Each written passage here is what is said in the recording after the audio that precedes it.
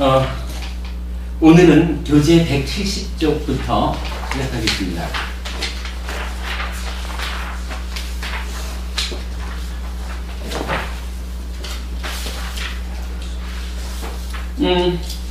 일기 공부 과정에서 이어지는 순서가 되겠죠.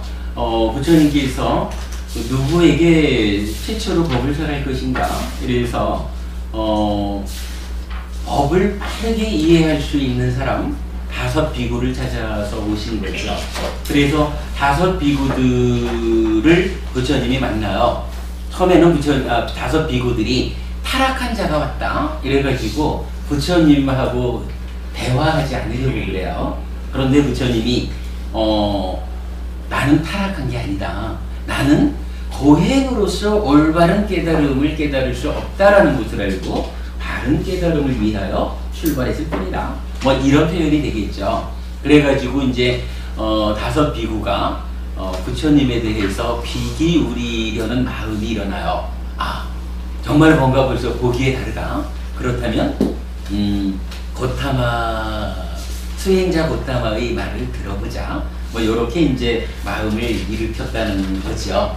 그래가지고 그 5 비구들을 상대로 부처님이 최초로 당신의 깨달은 법을 설하게 되는 겁니다.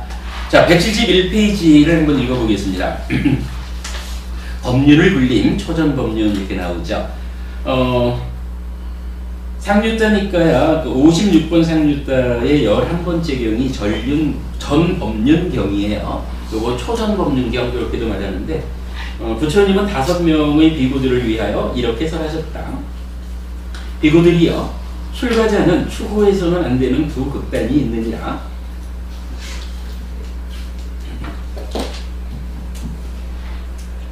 무엇이 2 가지인가? 한 극단은 욕망을 따라 감각적 쾌락에 몰두하는 것으로서 이것은 열등하고 저속하고 세속적이고 성스럽지 못하고 유익함이 없으며, 또 한 극단은 고행에 몰두하는 것으로서 이것 또한 고통스럽고 성스럽지 못하고 유익함이 없는 것이다.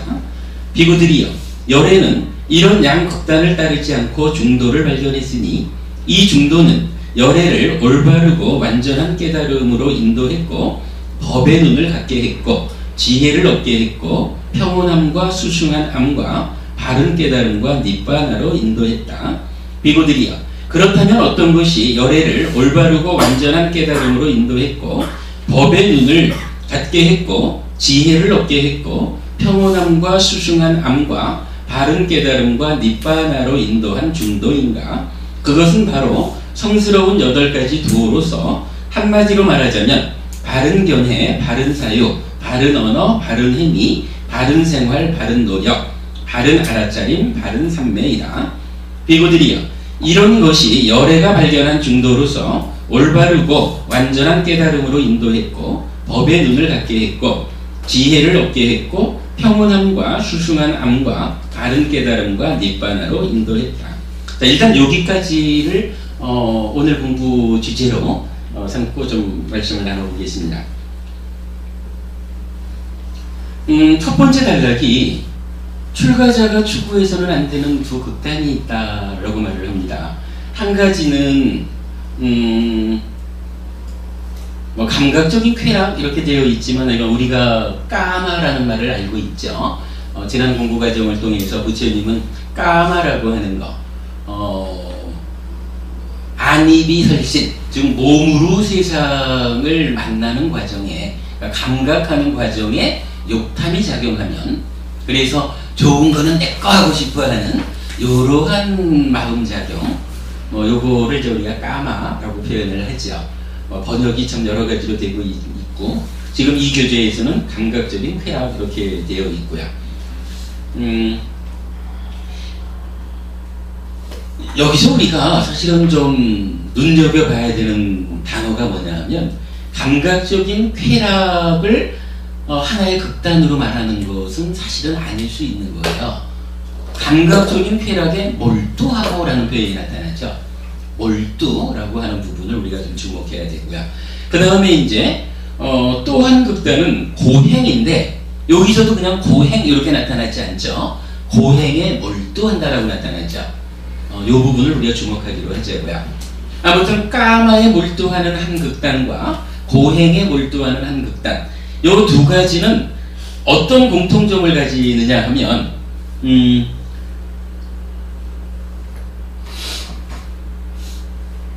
곧 성스럽지 못하고 유익함이 없는 것이다 라고 하는, 그 지금 각각에 대한 부연 설명을 보면 그 중에 공통되는 것은 요 두 마디죠.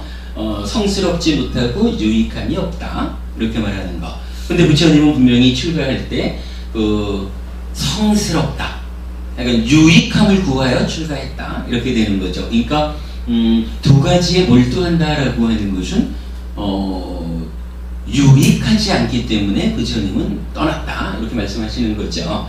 그러면서 이제 부처님은 두 극단을 따르지 않고 중도를 발견했다, 이렇게 말을 합니다. 요거 뭐 번역에 따라서는 중도를 깨달았다, 이렇게도 이제 말하고 있는데, 뭐 뒤에 우리가 공부를 하겠지만은 부처님의 깨달음, 불교의 깨달음이 두 단계로 설명된다라는 부분을 이제 이런 장면에서도 사실은 암시해주고 있어요. 그래서 여기서도 계속 중도에 대해서 뭐라고 얘기를 하냐면, 열애를 올바르고 완전한 깨달음으로 인도했고, 법의 눈을 갖게 했고, 지혜를 얻게 했고, 평온함과 수승한 암과 바른 깨달음과 닉반으로 인도했다, 이래가지고 중도 자체가 어떤 최종적인 상태를 지칭하지 않죠. 중도를 통해서 어딘가로 더 한 단계 더 나아갔다, 이렇게 말하는 그 부분을 우리가 좀 주목하기로 하겠습니다. 그리고 나면은 이제 그러한 중도가 무엇입니까? 라고 하면서 부처님이 중도라는 것이 사실은 팔정도다, 이렇게 알려주시죠. 오늘은 이제 두 가지 극단이라는 측면과 중도까지를 한번 보도록 하겠습니다. 이게 뭐 우리가 공부 때마다 반복되는 이야기지만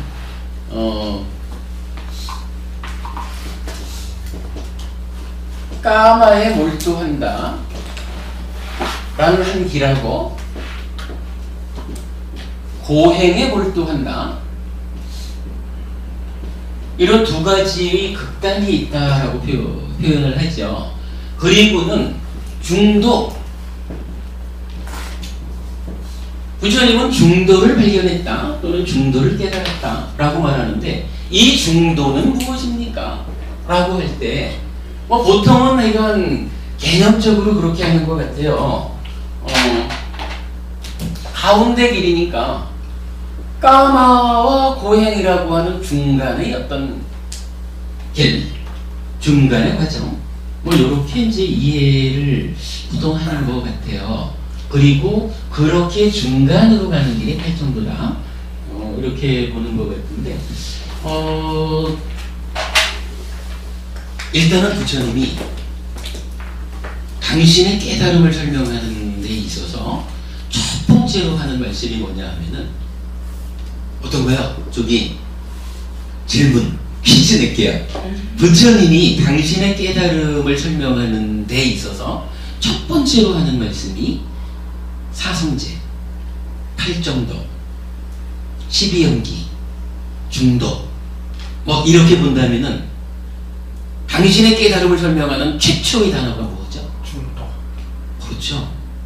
분명히 지금 여기 초전법륜경 5비구를 만나가지고 나는 이제 열애가 되었다 라고 당신을 드러내면서 첫 번째 말씀이 이건 두 가지 극단을 의지하지 않고 중도를 깨달았다라고 중도를 첫 번째로 드러내는 거예요. 그리고는 이어서 중도가 무엇냐 하면 구체적으로는 팔정도입니다, 이렇게 설명해 주고 있고요. 지난주에 우리가 잠깐 봤지만 요건 이제 팔정도하고는 이어가지고 사성제가 나타나요. 고진멸도 사성제가 나타나는데 요거 팔정도가 또 사성제 중에 도성제잖아요. 괴로움의 소멸로 인도하는 길. 그래가지고 우리가 요 중도, 곧 팔정도라는 것은 사성제의 도성제로서의 쓰임새를 가지는 깨달음이다. 이런 부분까지 짚어봤죠. 뭐 12용기는 사성제 중에 집성제에 이제 포함되는 내용일 거고, 뭐 그렇게 이런 구조적인 면을 본다면, 물론 우리가 이제 앞으로 사성제, 팔정도, 12용기를 좀 한번 심도 있게 우리가 공부를 한번 해보자고요. 그런데 그 모든 공부에 앞서서 우리가 첫 번째로 이해해야 되는 것은 중도가 뭘까? 그죠? 부처님은 당신의 깨달음의 첫 번째 메시지를 중도라고 주고 있거든요. 중도가 무엇까? 라는 부분을 오늘은 좀 알아보려고 그럽니다. 중도가 무엇일까를 알아보려고 해서 경전을 하나 소개해 드리려고 하는데, 사실은 이 경전은요, 중도에 대해서는 맨 끝에 요만큼만 나타나. 맨 끝에 요만큼 중도 딱 나타나고, 1호. 예. 까마에 몰두한다. 까마. 고행에 몰두한다. 고행. 여기에 대한 부처님의 어떤 입장을 드러내주고 있고, 거기에 이어서 마지막으로, 죄송합니다. 잠깐만요. 네.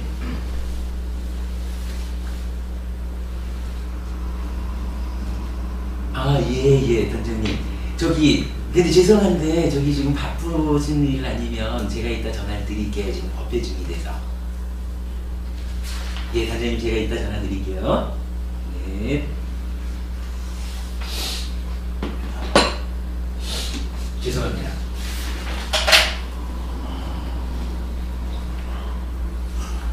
그래서 지금부터 소개해드릴 경전에서는 요 까마와 관련한 이야기를 엄청 길게 하고요. 그 다음에 고행에 관련한 이야기를 적당히 하고, 그 다음에 중도라는 이야기를 요만큼 나타내주고 있어요. 그런데 사실은 우리는 그 요만큼 나타나는 데서 중도가 무언지를 명확하게 파악할 수가 있어요. 의미를 분명히 하는 데는 꼭 길어야만 되는 건 아니더라고요. 요 경전을 하나 보겠습니다. 쌍유따니까요, 42번 쌍유따가 우두머리 쌍유따 이렇게 번역이 되어 있어요. 각 지역을 부처님 다니실 때 그 한 지역의 뭐 촌장 이렇게 불리는 그 우두머리가 되는 사람들한테 설한 법들을 모아놓은 건데, 그 중에 12번째 경이 라시아경이라는 경전이에요.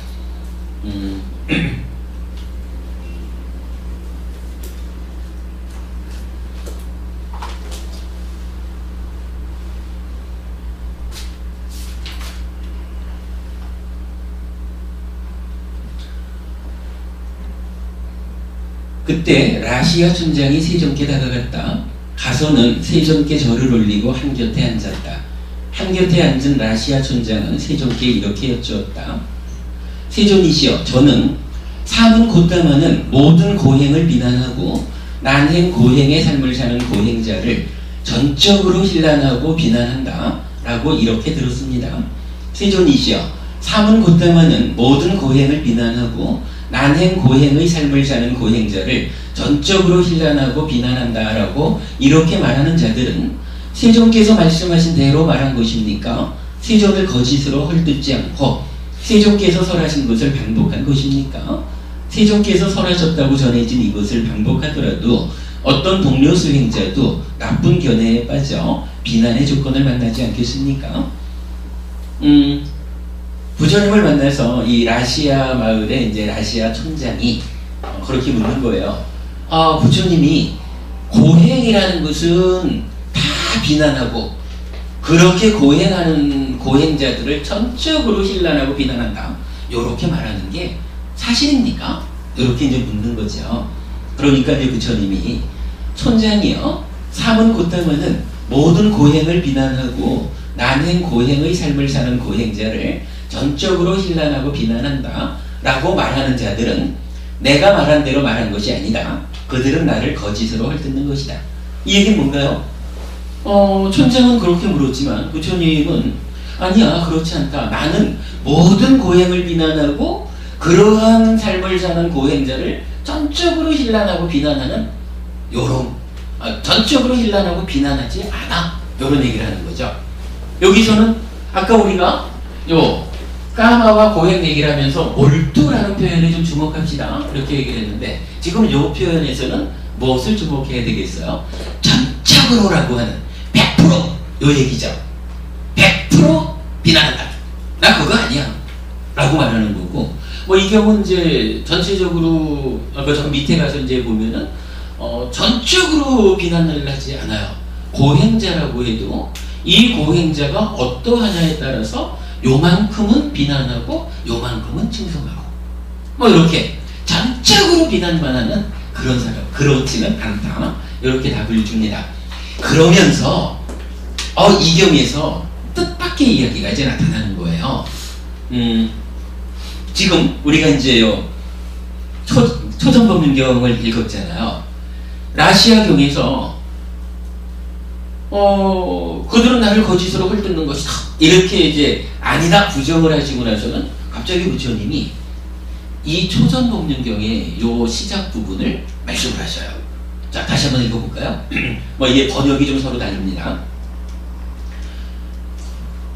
촌장이여, 출가자가 가까이 하지 않아야 할 두 가지 극단이 있다. 무엇이 둘인가? 그것은 저열하고 촌스럽고 범속하고 성스럽지 못하고 이익을 주지 못하는 감각적 욕망들에 대한 쾌락의 탐닉에 몰두하는 것과 괴롭고 성스럽지 못하고 이익을 주지 못하는 자가 자기 학대에 몰두하는 것이다.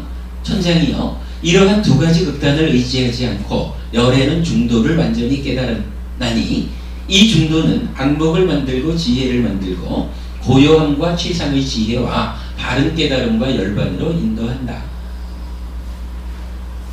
천장이여, 그러면 어떤 것이 열애가 완전하게 깨달았으며 안목을 만들고 지혜를 만들며 고요함과 최상의 지혜와 바른 깨달음과 열반으로 인도하는 중도인가? 그것은 바로 팔정도이다. 이렇게 이제 나타나고, 그러면서 자, 그럼 이제 어쨌든 여기에서 초전법륜경과 동일하게 까마라는 것과 고행이라는 것과 이 두 가지를 다 떠나서 부처님은 중도를 발견했다. 여기서는 완전히 깨달았다. 이렇게 번역이 되고 있죠. 뭐 이런 번역의 차이는 우리가 좀 이해하고 넘어가는 걸로 하고요.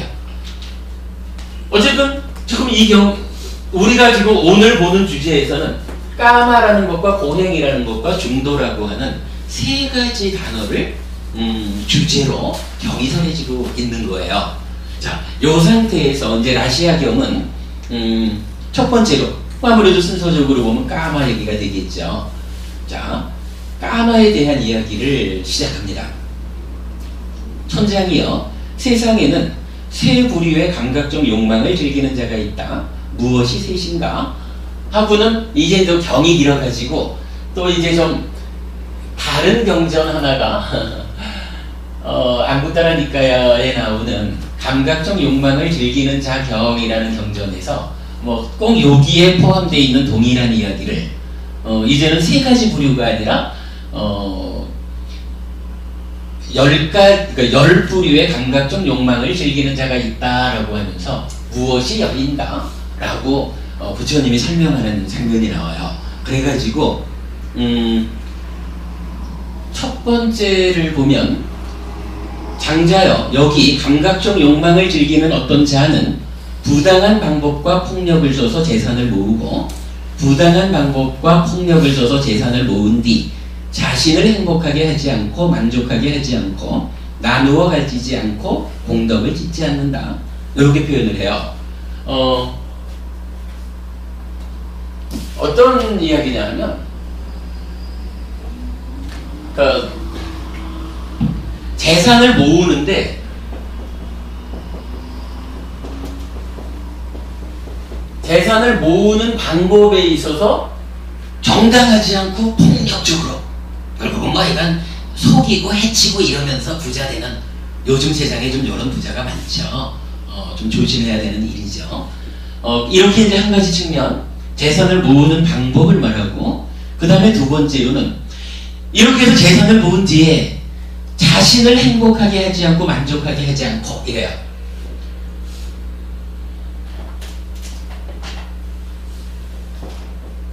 그러니까 자신의 행복이라고 하는 이야기를 하나의 그 요소로 말하는 거예요.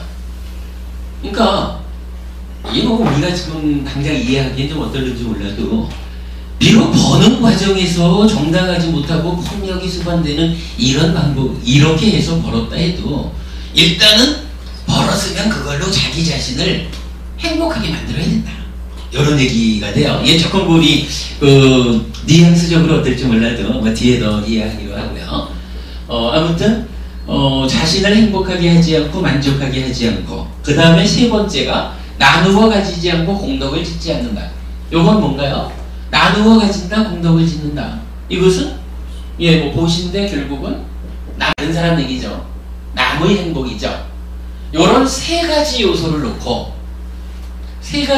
놓고 이거를 이렇게 보는 거예요. 자, 뭐 하여간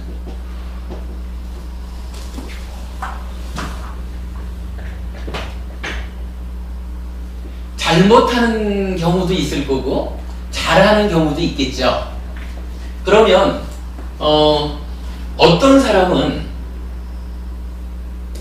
재산을 모으는 데서도 잘못하고 자신의 행복도 그 재산으로 만들지 못하고 남의 행복에도 기여하지 못해요. 이런 사람도 있을 수가 있고, 그런가 하면 뭐 어떤 사람은 비록 모으는 것은 잘못했지만 자신의 행복은 좀 쓰기가 좀 애매하네. 그러니까 잘못 모았지만 자기는 그래도 행복하게 하고, 그런데 남은 행복하게 하지 못하는 이런 사람도 있겠죠. 그런가 하면 어떤 사람은 모으는 거는 비록 좀 잘못된 방법으로 모았지만 자기도 행복하게 하고 남도 행복하게 하는 뭐 이런 사람도 있을 거고요. 그런가 하면 또 어떤 사람은 재산을 모으는 데는 잘못 모으기도 하고 잘 모으기도 하고, 그러니까 일부 좀 안 좋은 방법으로도 모으고 또 좋은 정당한 방법으로도 모으고 뭐 이런 사람도 또 우리 곁에 많이 있죠. 그렇게 재산을 모으는 데서 그렇게 하고는 마찬가지 자신의 행복을 만드느냐 남의 행복을 만드느냐, 여기에서도 두 가지가 나오겠죠. 그런가 하면 어떤 사람은 재산을 모으는데 아예 그냥 정당한 방법으로만 재산을 잘 좋은 과정을 통해서 모으고, 재산은 잘 모았는데 자기의 행복에 기여하지 못하는 사람도 있을 거예요. 뭐 남한테도 기여하지 못하고. 그런가 하면 잘 모아가지고 자기의 행복에는 기여하는데 남의 행복에는 기여하지 못하는 이런 사람도 있을 거고, 어떤 사람은 아예 세 가지 다 잘 모으고 자기도 행복하게 하고 남도 행복하게 하는 이런 사람도 있겠죠. 대략 우리가 이런 부분을 제가자의 일상의 삶을 통해 가지고 어떻게 돈을 모으고 모은 돈을 가지고 어떻게 활용하느냐 하는 것을 좀 구분해서 말할 수가 있을 거예요. 부처님은 지금 이경에서 10가지 부류가 있다라고 하면서 이런 경우의 숫자를 말하고 있거든요. 그리고는 이런 표현을 하셔요. 예를 들어서 세 가지 다 나쁜 못한 사람 있죠. 요런 사람은 세 가지로 비난받는다. 그러니까 재산을 모으는데도 나쁘게 모았으니까 비난받을 거고, 그 가운데 자기의 삶도 행복하게 못하니까 못난 놈 해서 비난받을 거고, 남의 행복에 전혀 기여하지 않으니까 나쁜 놈 해서 비난받는다는 거예요. 그런데 어떤 사람은 모으는 거는 잘못 모았지만 자신의 행복에는 기여를 했어요. 근데 남의 행복에는 또 기여하지를 못했어. 이러면 어때요? 모으는 것과 남의 행복에 기여하지 못한 요 두 가지 면에서는 비난받아야 되지만, 그래도 자기라도 행복하게 했으니까 그거 한 가지는 칭송할 수 있어. 이런 얘기가 되겠죠. 요거 다시 말하자면 하나는 비난받고 두 개는 칭송받고 이럴 수도 있죠. 뭐 요렇게 하다 보면은 이런 경우의 수들이 마지막에 가가지고는 세 가지 다 칭송받고 비난받을 것은 하나도 없고 이런 경우도 있겠죠. 부처님이 물론 이제 출가자에게는 까마에 몰두하지 않아야 된다. 까마로부터 벗어나야 된다. 이렇게 얘기를 하지만 지금 이제 그 감각적 욕망을 즐기는 자, 까마복이 이렇게 말하면서 제가의 삶을 영위하는 제가 제자들을 대상으로 이렇게 이제 까마라고 하는 부분에 대해서 이렇게 분류를 해주는 거예요. 그러면서 그 분류 가운데 일반 뭐 까마 이러니까 이 욕계에서 살아간다? 그 중에 까마라고 하는 거 외적인 대상에 대해서 욕탐이 작용해가지고 좋은 건 내 거 하고 싶은 이러한 것을 부처님은 무조건적으로 전적으로 나쁘다라고 비난하지 않는다는 거예요. 사실 예를 들어 가지고 우리 이제 허버부님 글쎄 뭐 어떤 일을 하시는지 제가 아직 잘 모르지만 허버부님께서 열심히 일을 해가지고서 부자가 됐다 뭐 이럴 때 그 까마라는 것은 나쁜 거야? 그래가지고 열심히 정당한 방법으로 부자가 된 사람 보고도 너는 그 나쁜 까마를 갖고 있으니까 안 됐어! 틀렸어! 라고 전적으로 비난만 할 수는 없다. 부처님 입장은 그렇다는 거예요. 그래서 우리가 지난주인가 보았지만은 제가 누려야 되는 4가지 행복이 있었죠. 그 중에 첫 번째가 정당하게 얻는 소유하는 행복 이렇게 됐었죠. 그리고 두 번째가 재물을 누리는 행복, 세 번째가 빚 없는 행복, 네 번째가 비난받을 일이 없는 행복 뭐 이렇게 나오잖아요. 그러니까 이런 부분들을 보면 부처님은 이거 세간살이를 통해 가지고 물질적으로 좋은 건 내 거 하려고 하는 요거 다 나쁜 거야 이렇게만 말하지는 않는다라는 부분을 주목할 필요가 있어요. 일단 이런 부처님은 요 까마에 대해서는 요거 재산을 모으는 방법, 자신의 행복, 남의 행복이라고 하는 3가지의 어떤 그 기준을 놓고 이 3가지 기준에 대해서 각각이 어떠한 삶을 사느냐에 따라서 요만큼은 비난받을 것이고 요만큼은 칭송받을 것이다. 이렇게 이제 말을 한다라는 거. 우리 교재 386페이지인가? 보시죠.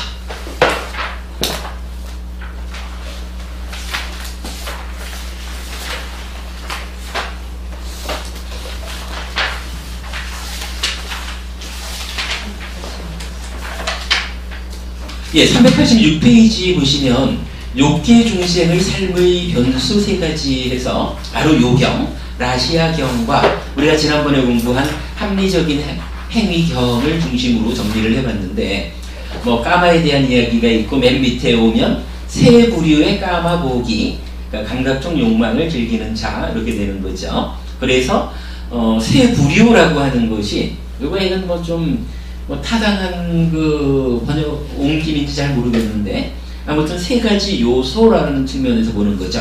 어떤 방법으로 재산을 모았을까? 자신의 이익을 위해서 사용하는가 아닌가? 남의 이익을 위해서 사용하는가 아닌가?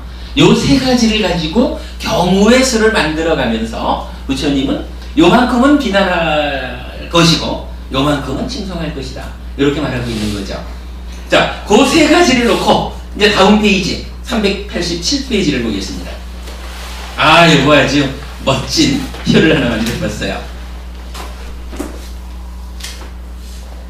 감각적 욕망을 즐기는 자 해가지고 지금 우리가 읽어본 요경전에서는 10가지 부류 이렇게 나왔죠. 그래서 부류를 1부터 10까지 정리를 해봤고 그 다음에 재산 습득 과정과 재산의 사용이라는 측면으로 봤어요. 재산 습득 과정은 10가지 부류 중에 앞에 3가지 부류는 부당한 방법의 폭력을 수반해가지고 돈을 번다는 거예요. 요건 일단은 비난받아야 되는 일이죠. 그런가 하면 4번부터 6번까지 3가지 부류는 우리가 좀 전에 봤지만은 일부는 부당하고 폭력이 수반되는 방법으로 벌고 일부는 정당하고 비폭력적인 방법으로 버는 이렇게 섞여 있는 상태의 삶을 사실은 많은 사람들이 영위하고 있죠. 그러면 요거는 어떻게 되나요? 요런 경우는 부당하고 폭력적인 방법으로 벌었다라는 것으로는 비난받아야 될 거고, 정당하고 비폭력적인 방법으로 벌었다라고 하는 것에서는 칭송받아야 되겠죠. 요거는 하나하나죠. 그리고 밑에 보면은 이제 7, 8, 9, 10 그 네 가지 부류가 정당한 방법의 비폭력이 나와요. 그러니까 이거는 뭐 정당하고 폭력이 수반되지 않게 돈을 벌었으니까 이것은 비난받을 일이 없는 거예요. 이거는 칭송받으면 돼요. 이렇게 세 가지 요소 중에 첫 번째 재산 형성 과정이라는 것을 정리해 놓고, 그 다음에 이제 재산을 사용하자는 거죠. 재산 사용하려면 두 가지죠. 자신의 행복을 만드느냐, 남의 행복을 만드느냐. 이 두 가지로 놓고 보면 이제 표를 그렇게 만든 거예요. 첫 번째 부류는 뭔가요? 습득 과정도 X인데 이제 사용하는 데서 자기 생활도 X고 요건 제가 공덕행 이렇게 표현했어요. 남의 행복을 위한 거니까 그것도 X야. 그러니까 비난과 칭송이라는 측면에서 보면 이런 거 세 가지 다 비난받을 일밖에 없는 거예요. 혹시 여러분 중에 이 부류에 내가 속한다 하시는 분 계셔요? 이해가 안 됩니다, 여러분. 이게 보통의 사람들도 이렇게 살면 안 되는데, 이 불자가 이러한 삶을 나는 정말로 이렇게 살고 있어요. 이렇게 되면 안 됩니다. 다 X 이래 되면 이것을 감각적 쾌락이라고 볼 수 있습니까?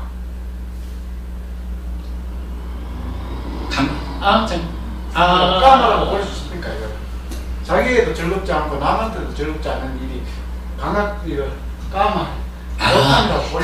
예. 여기는 그런데 요건 우리가 이제 까마라고 하는 부분을 이제 조금 더 이제 앞으로 공부를 할 건데, 여기 이 까마라고 하는 게 어떤 그 좋아하는 뭐 이런 쾌락 요렇게만 표현하는 것보다 요 앞에 이제 386페이지에 보면 중간에 까마보기, 까마를 즐기는 자가 되고, 거기에 보면 제가 이렇게 적었죠. 외적 대상에 묶여있는 사람, 욕계 중생 이래 적었잖아요.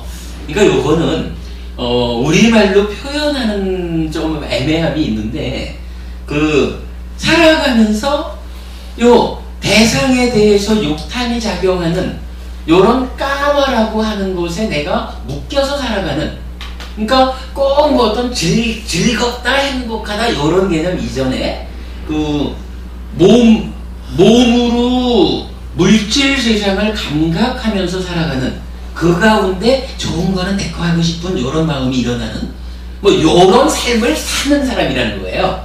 그러니까 감각적 쾌락 이렇게 표현됐나요? 그거를 즐긴다라고 하는 측면, 우리말로는 그렇게 번역이 되고 있지만 요 까마보기, 까마를 즐기는 자라고 하는 것은 실제로 그걸 내가 행복해요 뭐 이런 즐거움을 느낀다라는 의미보다는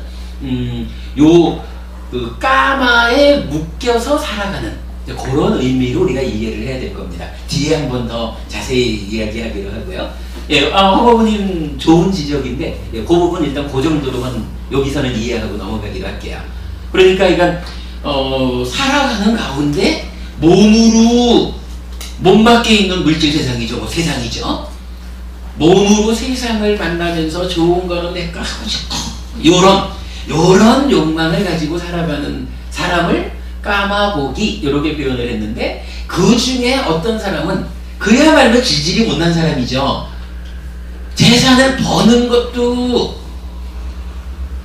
부당하고 폭력을 수반해서 버는데, 그래 놓고는 욕심은 가득 차 있지만 자기 자신도 행복하게 못 만들어요. 그래서 요게 이제 좀 적당한 비유는 아니겠지만, 옛날부터 우리가 자린고비 그러나요? 저기 수전너 굴비 걸어놓고 밥 먹는, 그러니까 이게 정확하게 올바른 비유들은 제가 잘 모르겠는데, 대충 우리가 얘기하자면, 남을 해쳐가면서라도 돈을 벌고자 했으면 그 번 돈을 가지고 밥이라도 맛있게 먹지, 밥 한 끼도 맛있게 못 먹고는 그저 돈을 자기보다 더 귀시 모시느라고 굴비 하나 걸어놓고는 맛있겠다 하고 밥 먹는다는, 이게 X표다 이거죠. 여기서 X표를 그런 의미로 보시면 됩니다. 여러분. 이해되시죠? 예, 그렇게 보셔야 돼요. 그러니 뭐 남한테 더 말할 것도 없지 뭐. 그래서 그러니까 세 가지 측면이 다 X인 사람이 있다라는 거예요. 첫 번째 부류. 비난 셋, 칭송 칠업. 그런가 하면 그 중에 어떤 사람은 그래도 굴비 걸어놓고 밥 먹는 그런 짓은 좀 피해가지고 자기래도 그냥 배불리 먹는다. 뭐 그런 의미로 우리가 대충 이해를 하자고요. 자기의 행복이라도 자기의 행복, 자기를 행복하게 하고 만족하게 한다. 그 한 가지라도 한다 그러면 이제 그러니까 버는 데서 비난받을 것이고 남을 행복하게 하지 않는다는 데서 비난받을 거지만 자기를 행복하게 했다라는 한 가지는 요거 저기 저한테 그게 칭송받을 일입니까? 그 이기적이고 나쁜 놈이지. 요렇게 말하지 마셔요. 요거는 부처님께서 우리 그 중생들의 삶을 정리하는 가운데 요렇게 세 가지 측면을 기준으로 보아야 될 필요성. 그래서 사람들은 그 이기적이고 나쁜 놈이지 어떻게 지 혼자만 배부르고 이렇게 할 수 있지만 그러나 삶이라고 하는 측면에서는 자기 스스로를 만족시키는 이것도 중요한 문제다.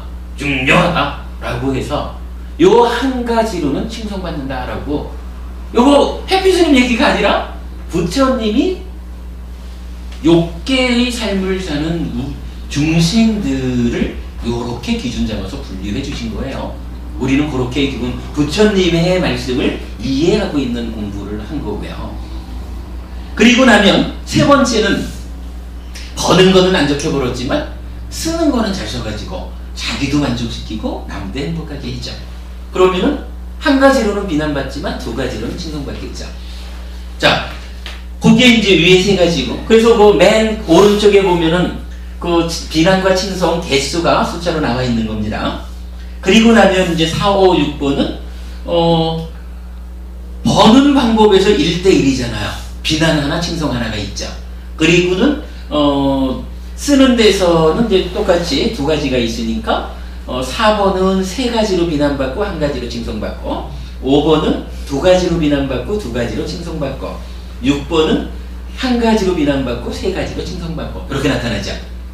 그리고 나면은 이제 7번째부터는 이제 버는 데서는 내가 정당한 방법, 비폭력적인 방법으로 버는, 일단 한 가지 칭송받는 일은 확보해 놓고 요게 확보된 상태에서 이제 사용처를 보는 거예요. 그러면 뭐 우리가 분명히 우리 곁에서 볼 수 있어요. 버는 것은 정당하게 잘 칭송받을 만큼 벌었는데 그거 가지고 정말 굴비 걸어놓고 밥 먹고 남한테 진짜 뭐라 그래야 되나요? 라면 한 봉지 사주기를 벌벌벌벌 떠는 사람도 있죠. 이런 사람 뭐예요? 하나로는 칭송받지만 두 가지로 비난받는 경우가 되겠죠. 그런가 하면 8번째 경우는 잘 벌어놓고 자기는 만족시키면서 남을 위해서는 그저 라면 한 봉지에 벌벌벌벌 떠는 이런 사람은 두 가지로 칭송받지만 한 가지로는 비난받는다. 이렇게 되는 거죠. 그리고 나면 여기에서 이제 좀 특별한 이야기가 하나 나타나는 거예요. 9번째하고 10번째 경우를 보면은 일단 정당한 방법이니까 칭송이 하나 있죠. 그리고 오른쪽으로 자기를 만족시키고 남을 행복하게 한다는 면에서 동그라미 두 개가 다 있죠. 그러니까 어떤 경우냐 하면 세 가지 다 자담, 마지막 경우란 말이에요. 요 마지막 경우 세 가지로 칭송받는다. 요 경우를 놓고 요 때는 부처님이 특별한 이야기를 하나 더 하는 거예요. 그러니까 그 이전이라는 게 뭐냐 하면 이 세 가지 재산을 모을 때든 자신의 행복이든 남의 행복이든 한 가지라도 비난받을 게 있다라고 할 때는 일단 그 비난받을 만한 그거 세 가지 중에 어떤 거든지 그것을 없애는 일이 우선해야 되는 일인 거라. 예를 들어서 영성부부님이 돈도 아주 비난받지 않을 방법으로 벌었어요. 그리고 당신 스스로를 아주 만족시키는 삶을 사는데 남을 위해서는 라면 하나 사는 것도 벌벌 떤다 이러면은 영성거부님이 무슨 해야 될 일은 남에게 라면을 벌벌 떨지 않고 보시하기 위해서 손 내밀 줄 아는 이런 훈련을 시작해야 되는 거죠. 그래가지고 살아가는 가운데에 좀 더 많은 돈을 벌고 그러면서 나도 더 행복하게 하고 좀 더 많은 사람들을 위해서 또한 이 재물을 사용해야 되겠죠. 이게 그러니까 세 가지로 다 만족하지 못하는 사람 입장에서는 세 가지로 만족한 상태를 우선 가는 거 이렇게 보는 거예요. 그리고는 세 가지로 다 칭송받을 상태가 됐다. 하나도 비난받을 게 없다. 이러면 이때 여기서 부처님이 네 번째 요소를 제시하는 거예요. 그게 뭔가요? 여기 보면은 통찰해가지고 재산에 묶이지 않고 홀리지 않고 집착하지 않으며 위험을 보고 벗어남을 통찰함 이래 됐죠. 그러니까 이제 모으기도 잘하고 자기도 남도 이 세 가지 다 해서 칭찬받을 만한 상태가 되었다면 이제 그게 제가자의 삶이라고 해가지고 그게 끝이 아니라는 거야. 이제 이만큼 세 가지를 다 칭송받을 만한 삶을 내가 살아내기 시작했다면 이제부터는 있는 그대로 보는 일.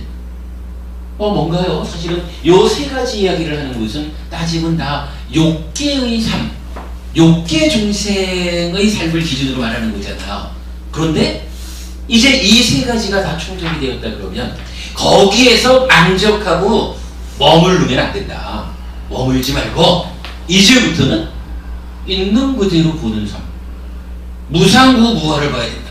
존재의 실상을 보아야 된다. 이 얘기를 하는 거죠. 그래가지고 비록 내가 벌기도 정당하게 잘 벌었고 나도 행복하게 하고 남도 행복하게 했는데 그러나 요 재산이라고 하는 것이 참으로 조건 지어진 건 줄 몰라서 좀 과하게 말하자면은 죽을 때 싸들고 가는 건 줄 알고 비록 잘 살고는 있지만 이 돈에 대한 욕탐을 놓지 못한 그래가지고 이게 욕탐이 놓여지지 않았으면 그리고 이것 때문에 괴로움이 만들어지잖아요. 그래서 요런 사람은 세 가지는 훈련이 갖췄기 때문에 다 칭송받지만 이제 좀 더 높은 삶의 질을 우리가 충족시키자, 향상하자 라는 측면에서 향상하지 못한다는 한 가지의 변수를 추가해가지고 비난받을 일이 하나가 있다. 이렇게 말하는 거예요. 요거 여러분 하나는 이해되죠? 예. 우리가 약간 세 가지를 다 잘해야 되는 거가 기본적으로 중요하지만 여기에서 머무는 사람이 되어서는 안 됩니다 하는 얘기죠. 한 단계 더 이제 있는 그대로 존재의 실성을 모아가지고 내가 이러한 재물 물질적인 것에 묶이지 않아야 된다. 이런 부분. 그러면 이제 마지막은 뭔가요? 세 가지 다 완성된 상태에서 이제 공부를 통해서 수행을 통해서 통찰하는 거죠. 참으로 그래 정당하고 비폭력적으로 걸어서 칭송받고 나를 행복하게 하니까 칭송받고 남을 행복하게 하니까 칭송받는 거기에 더해가지고 참으로 이 물질적인 재산에 내가 묶이지 않고 홀리지 않고 집착하지 않고 위험을 보고 벗어남을 통찰한다. 이렇게 이제 이 얘기는 이제 삶의 수준이 욕계의 삶을 뛰어넘어가지고 새끼 이렇게 올라가는 삶, 향상하는 삶을 말하는 거죠.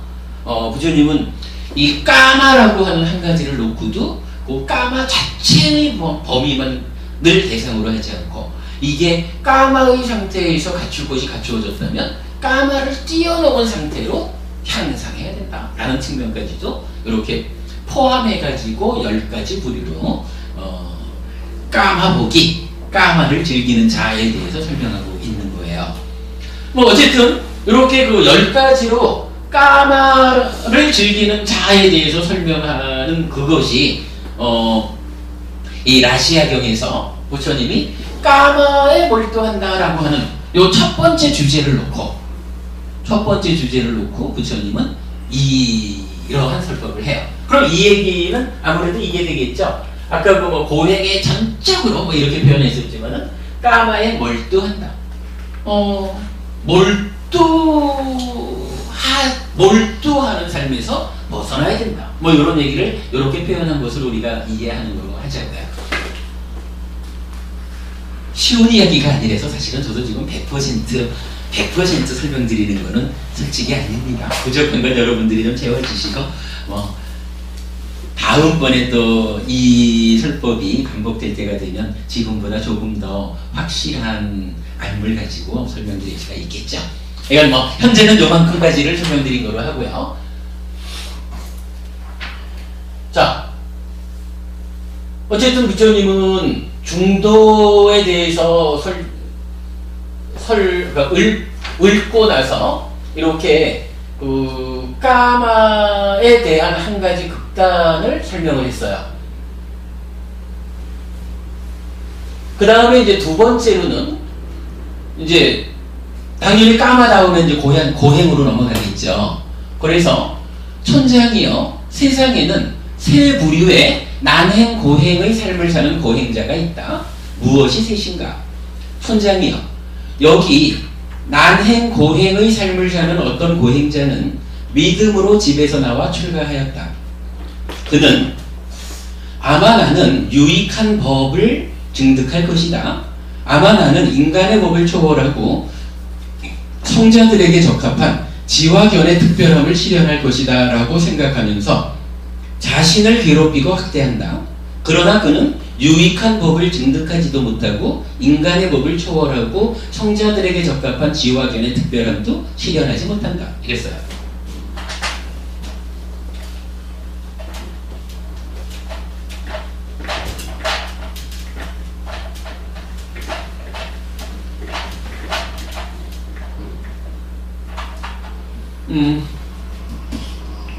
일단 어떤 고행자가 집에서 나와서 출가를 했어요. 그래서 선법을 증득할 것이다. 인간의 법을 초월하고 성자들에게 적합한 지화견의 특별함을 실현할 것이다.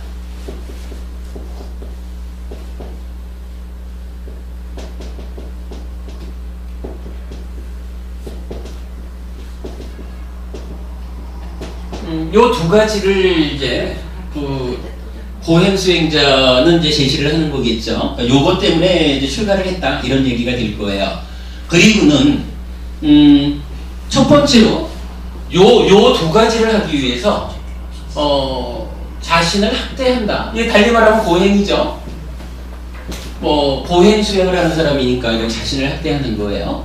그리고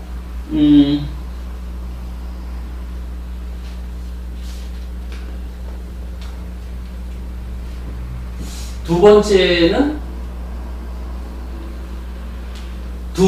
이제 요거를 실현하지 그러니까 선법을 증득한다, 지화견을 실현한다라는 요것을 달성한다. 요 두 가지 측면. 요 두 가지 측면을 놓고 부처님은 이 고행에 몰두하는 사람을 설명하는 거예요. 근데 이 경전의 시작이 뭐였냐 하면은 라시아 촌장이 부처님은 그 고행하는 사람들은 전적으로 비난한다고 하는데 사실입니까? 이렇게 물은 거였잖아요. 근데 이제 부처님은 이제 이 경의 시작에서 나온 질문에 대해서 고행에 대한 이야기를 이제 시작을 하는 거예요. 근데 고행이라는 것을 부처님은 까마라는 한 극단에 이은 두 번째 극단으로 보기 때문에 이 경의 본 주제를 설명하기에 앞서서 까마에 대한 이야기를 먼저 한 거죠. 그리고는 이제 두 번째로 고행에 몰두하는 이 얘기를 하는데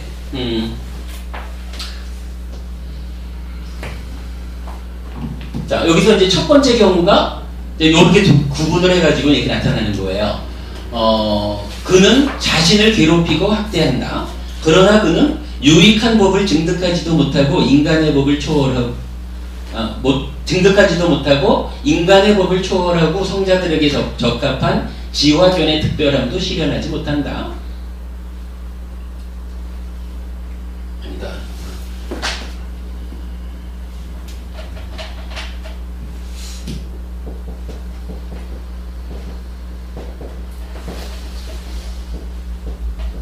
이렇게 구분해서 했나요? 세 가지로 고행에 대한 요소 놓고, 그래서 첫 번째는 하여간 세 가지를 다 못한 거죠. 그리고 두 번째 단락에서는 그는 자신을 괴롭히고 학대한다.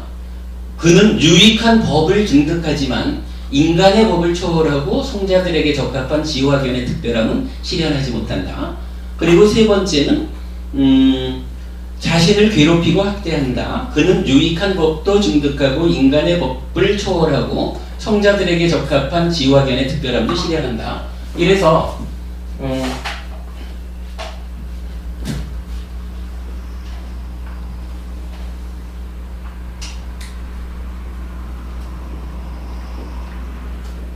이렇게 세 가지로 보면 자신을 학대한다라는 거니까 나쁜 거죠. 자신을 학대하고 유익한 법도 증득하지 못하고 인간의 경지를 뛰어넘는 그 성자에게 어울리는 지화견도 실현하지 못했다. 이렇게 말하는 게 하나가 있고요. 그 다음에 자신을 학대하기는 하지만 헌법은 증득했고 지화견을 실현하지 못했고, 그 다음에 세 번째로는 자신은 비록 학대하고 있지만 헌법은 증득했고 지화견을 실현했고, 이렇게 세 가지 경우로 지금 제가 읽은 게 요 세 가지 경우죠. 요 세 가지를 놓고 부처님은 까마의 경우와 똑같이 요 고행자에 대해서 비난과 칭송으로 설명을 하는 거예요.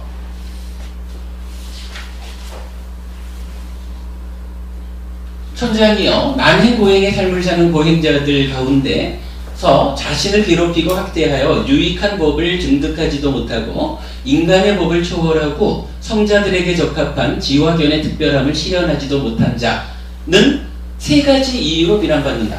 요 경우죠. 여기는 비난, 이렇게 말하는 거죠. 어떻게 세 가지로 비난받느냐 하면 그는 자신을 괴롭히고 학대한다. 이것이 비난받는 첫 번째 이유다. 그는 유익한 법을 증득하지 못했다. 이것이 비난받는 두 번째 이유다. 그는 인간의 법을 초월하고 성자들에게 적합한 지화견의 특별함을 실현하지 못했다. 이것이 비난받는 세 번째 이유다. 이렇게 말했어요. 그렇다면 뭐 동일한 경우가 반복되겠죠. 두 번째 경우는 어떻게 되나요? 비난이 두 개가 되겠죠. 자신을 학대하니까 비난받을 것이고 지화견을 실현하지 못했으니까 비난받을 것이에요. 그러나 어쨌든 선법은 증득했기 때문에 한 가지 면에서는 칭송받는다. 이렇게 말하는 거예요. 여기서 지금 이 선법은 뭐고 지화견은 뭡니까 하는 얘기는 오늘은 따지지 말자고요. 비장적이 넘어가기로 하고, 그 다음에 세 번째 경우는 어떻게 되겠어요? 비난이 하나겠죠. 그리고 칭송이 둘이라. 그러니까 사실 이게 저는 여기서 사실은 좀 많이 고민을 한 부분인데, 자기가 선법을 증득하고 지화견을 실현하기 위해서 고행자로의 삶을 시작했거든요. 그래서 그 고행의 삶을 잘 유지했기 때문에 자기가 목적한 두 가지, 선법을 증득하고 지화견을 실현을 했어요. 그러면 이 두 가지를 칭송받는 것으로 끝나야지 왜 여기에 비난이라는 게 있을까? 이 부분 때문에 사실은 제가 좀 굉장히 고민을 했거든요. 그런데 어쨌든 부처님은 이렇게 표현을 합니다. 4번은 통찰시, 그것도 통찰시가 아닙니다. 여기는 딱 요 세 가지인데, 요 세 가지에서 사실 우리는 이제 요 자체를 이해를 해야 돼요. 그런데 여기에서는 사실은 제가 하나 꼭 짚어보고 가고 싶은 것은, 이게 지금 이 경전하고 우리가 얼마 전에 본 경전하고 간에 좀 충돌되는 부분이 있어요. 자, 지금 이 경전에서 뭐라고 하고 있냐 하면, 그는 인간의 법을 초월하고 성자들에게 적합한 지화견의 특별함을 실현했다. 이것이 칭송받는 두 번째 이유다 이렇게 말했거든요. 그런데 우리가 얼마 전에 본 거지만 몇 페이지나 하면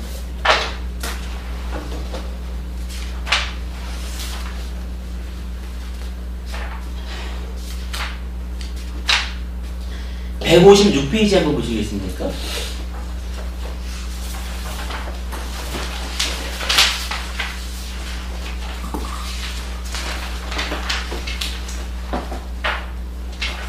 (156페이지)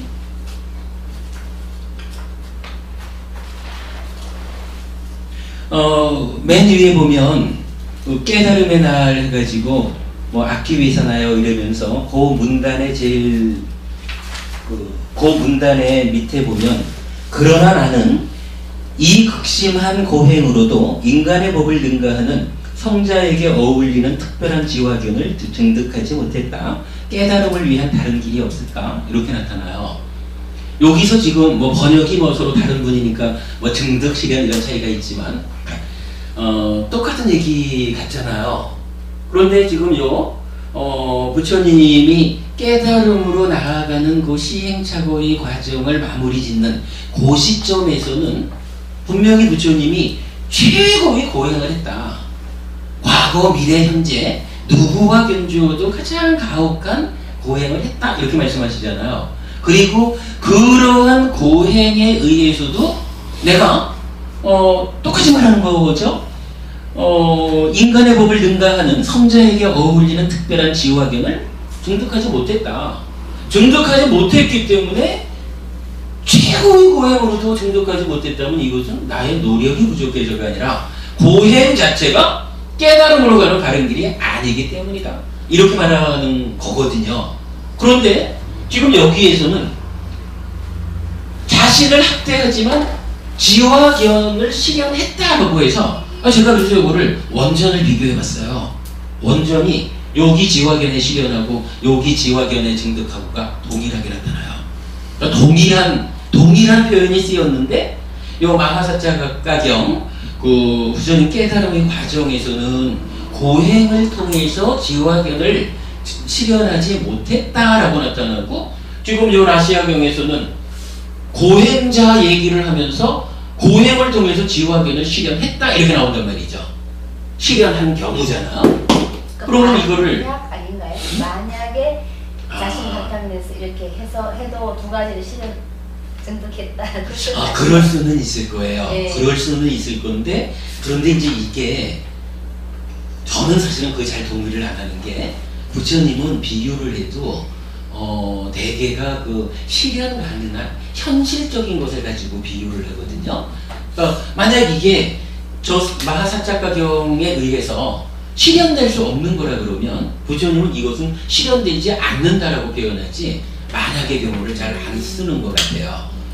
제가 100% 자신 있게 드리는 말씀은 아니지만 그래서 이게 앞으로 이건 풀어야 되는 숙제예요. 어쨌든 요 두 가지가 차이가 있고 사실 요 지금 깨달음의 과정은 그 바로 이제 앞장에서 보면 그 부처님 고행하는 과정들이 나타나요. 뭐 숨을 안 쉬는 고행이라든가 음식에 대한 고행이라든가 이런 데 보면 사실은 그 고행의 과정에서는 마음의 문제를 제기하지 않고 몸이 격동한다.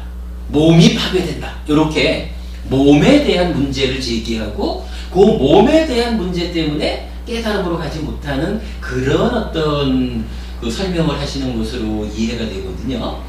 근데 저희가 뭐 잘 모르겠지만 일단은 경전에서 동일한 표현을 가지고 가부를 달리하고 있다라는 것을 우리가 좀 주목하기로 하고 뭐 어쨌든 이제 요렇게 이제 설명이 된 거예요.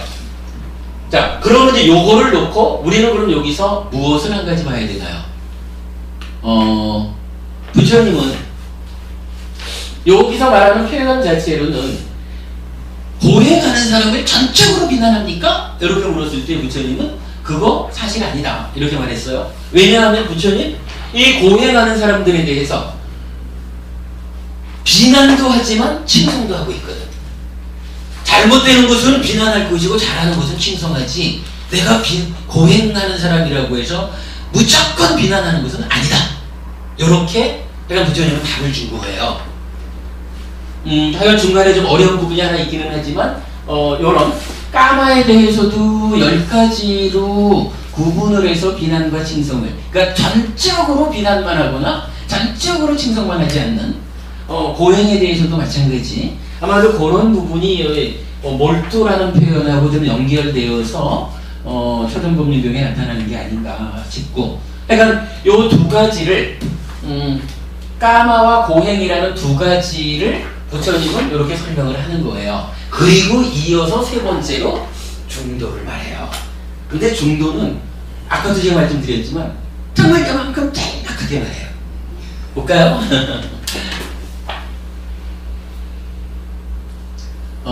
위의 이야기의 마지막으로는 천장이요. 이 경우에 난행 고행의 삶을 사는 고행자는 이러한 한 가지 이유로 비난받고 이러한 두 가지 이유로 칭송받는다. 그리고 이어가지고 천장이요. 스스로 보아 알 수 있는 세 가지 풀려남이 있다. 그것은 시간이 걸리지 않고 와서 보라는 것이고 향상으로 인도하고 지자들이 각자 알아야 하는 것이다. 무엇이 셋인가? 라고 하는데 여기에서 이제 그 세 가지 풀려남이 있는데 요거는 스스로 보아 알 수 있다 하고 시간이 걸리지 않고 와서 보라는 것이고 향상으로 인도하고 지자들이 각자 알아야 하는 것, 이렇게 나타나는데 요 얘기는 어떤 얘기냐 하면 우리 교재에서 계속해서 생각해야 되는 6가지가 있죠.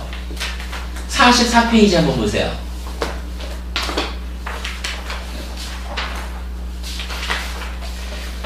44페이지는 법에 대해서 다시 성스러운 지자는 단말을 계속해서 생각한다. 부처님에 의해 잘 설해진 단말은 즉시 확인할 수 있고 결과 바로 나타나니 와서 보라는 것이며 니파나로 이끌고 지혜로우니 스스로 보아 깨달을 수 있는 진리입니다. 라고 해서 부처님 가르침이 한마디로 말하면 어떤 가르침입니까? 이렇게 그 법을 정의해주는 정형부거든요. 지금 이제 우리 교재하고 요 번역된 경전하고가 이제 번역의 차이는 있지만 지금 법의 정형부를 동일하게 말하고 있는 거예요. 그러면 이 얘기는 뭐냐 하면 세 가지 풀려남이 있는데 그 세 가지 풀려남이 이런 가르침의 정형부로 설명되는 가르침의 본질이다. 요 얘기를 하는 거거든요. 그러면서 이제 이 세 가지 풀려남에 대해서 설명을 해요. 세 가지 풀려남이 있나니 무엇이 셋인가? 욕망에 빠진 자는 욕망 때문에 자기를 해치는 생각을 하고 타인을 해치는 생각을 하고 둘 모두를 해치는 생각을 한다. 욕망을 버렸을 때 그는 자기를 해치는 생각을 하지 않고 타인을 해치는 생각을 하지 않고 둘 모두를 해치는 생각을 하지 않는다. 이처럼 풀려남은 스스로 보아 알 수 있고 시간이 걸리지 않고 와서 보라는 것이고 향상으로 인도하고 지자들이 각자 알아야 하는 것이다. 하고 내용이 성냄과 어리석음에 반복돼요. 그럼 요거 뭔가요? 그렇죠. 탐진치를 말하는 거죠. 탐진치 세 가지, 욕심, 성냄, 어리석음이라는 요 세 가지로부터 풀려남이 있다. 이렇게 말하는 거예요. 자, 요게 지금 위치가 어디냐면 첫 번째로 까마에 대해서 까마보기, 까마를 즐기는 자 10가지 이렇게 설명을 하고 그 다음에 고행에 대해서 세 가지로 설명을 하고 그리고 이어가지고 물론 요 설명 앞에서는 요 초정법륜경의 이 단락이 읊어졌죠. 나는 중도를 깨달았다라고 하는 부분.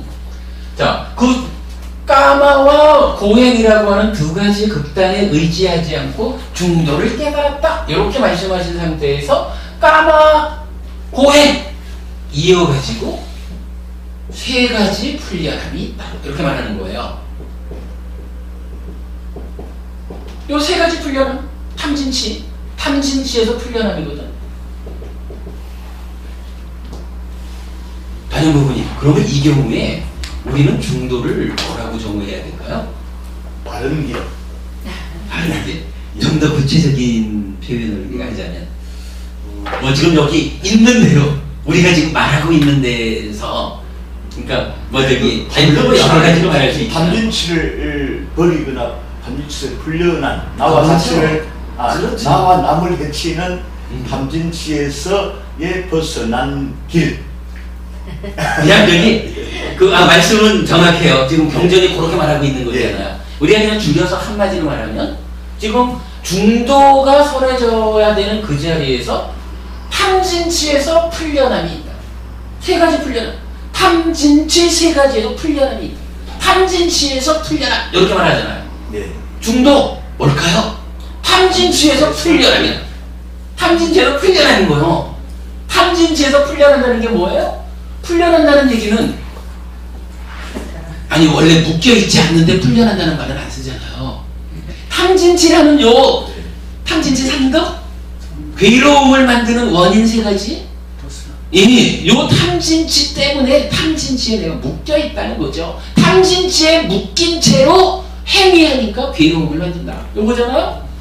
해탈한다는 게 뭐예요?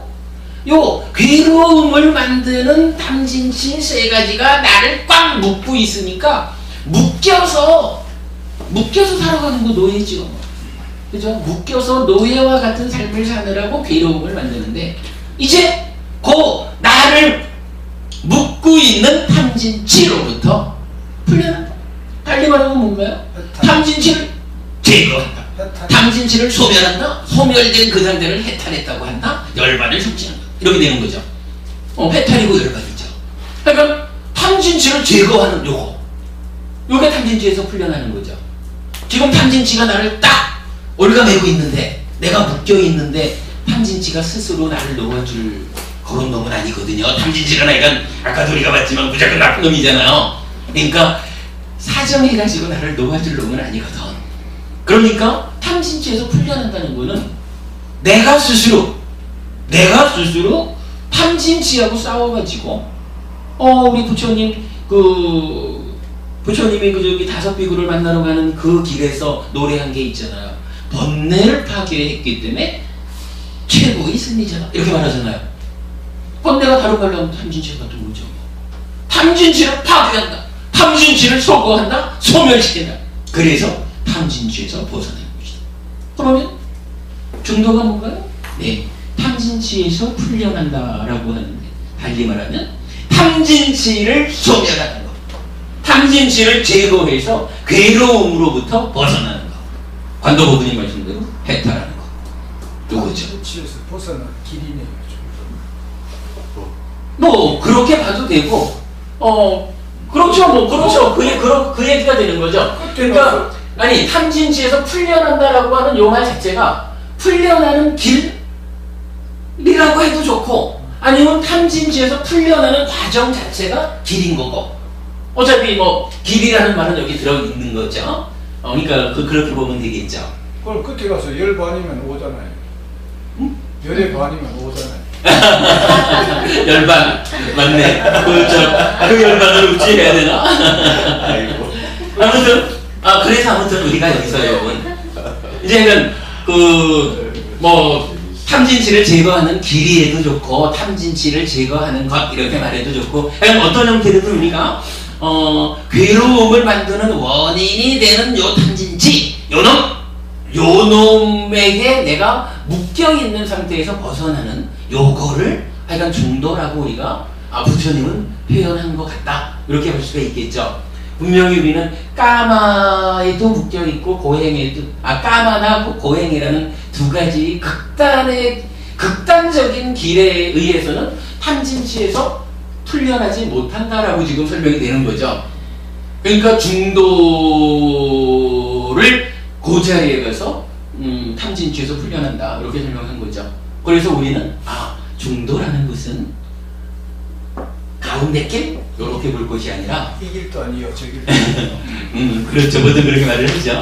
그런데 구체적으로 말하자면 탐진치를 제거하는 것이다. 이렇게 이제 탐진치를 제거하는 길, 탐진치를 제거하는 방법, 탐진치를 제거하는 과정, 뭐 어떤 형태로든, 그죠? 그리고 이 탐진치라고 하는 거 우리가 뭐 이제 마음의 메커니즘식으로 보자면 탐진치에 오염된 찢다를 뭐라고 하나요? 가래. 가래라고 하죠. 따나. 그리고 이 탐진치에 오염된 찢다가, 즉 가래가 몸과 말과 만으로 행위를 하는데, 이 만호의 행위가 오염이 되면 오염된 만호의 행위 때문에 찬다라는 지향성이 오염되죠. 찬다라가 이렇게 되죠. 그 오염된 찬다, 욕탐 이렇게 부르죠.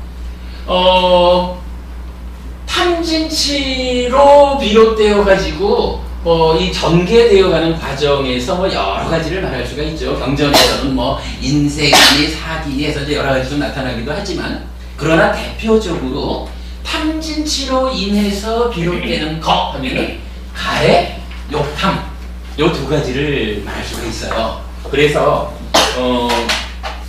하여간 그 중도를 통해 가지고 풀려난다 라고 할 때 탐진치에서 풀려난다 이렇게 말해도 되고, 가래에서 풀려난다, 욕탐에서 풀려난다, 풀려남은 제거라는 의미다.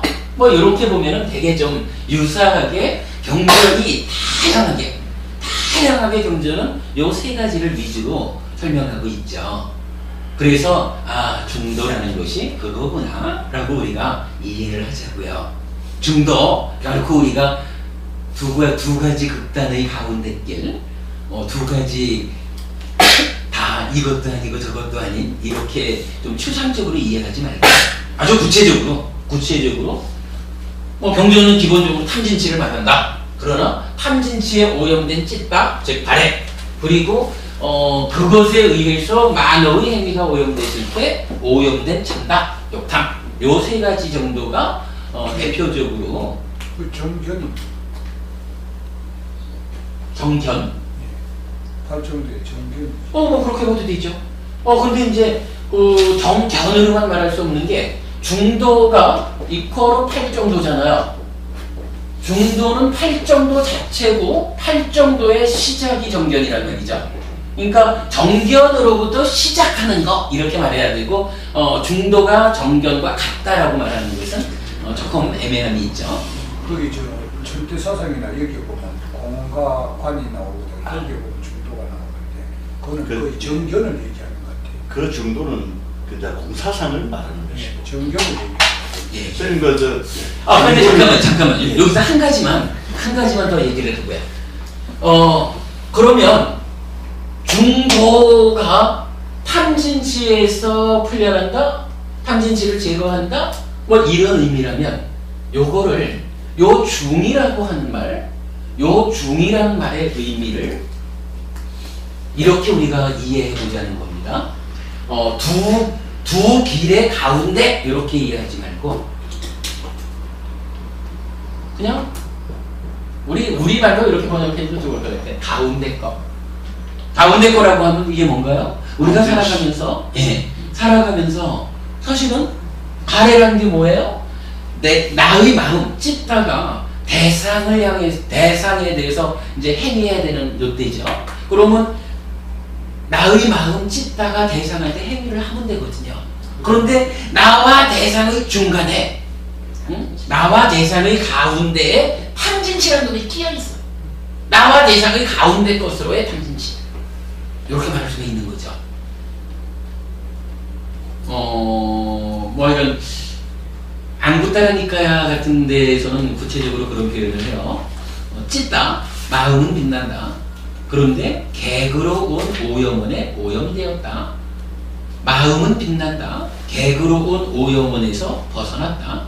이렇게까지 직접적인 표현을 뒷받쳐주고 있는데, 결국은 객으로 온 오염원 이래가지고 나와 대상의 가운데에 탐진치라고 하는, 번뇌라고 하는, 오염원이라고 하는 무엇이 끼어있다 이거예요. 그 끼어있는 놈 때문에 마음이 찢다가 오염되어가지고 오염된 행위를 통해서 괴로움을 만든다. 그거죠. 그러니까 중이라고 하는 것은 가운데에 있는 거, 나와 대상이 가운데 끼어있는 거, 요런 의미로 중을 말하고, 그렇다면 이 중도는 결국 가운데 것을 제거하는 방법, 가운데 것을 제거하는 길, 이렇게 이해할 수 있겠죠. 중도의 의미를 오늘은 여러분 우리 중도가 무언가? 중이라는 것은 가운데 낀 겁니다. 나와 대상 사이에 끼어가지고 나의 삶을 괴로움으로 끌고 가는 거, 나를 꽉 묶어가지고 괴로움으로 안나는 거, 요거 가운데 거 중입니다. 요거를 제거하는 방법을, 제거하는 길을 부처님은 깨달았다고도 하고 발견했다고도 하고, 그래서 그 발견한 그 길, 달리 말하면 팔정도를 통해 가지고 해탈 열반으로 나의 삶이 나아간다. 이렇게 보는 거죠. 요게 부처님이 깨닫고 나서 최초로 5비구를 상대로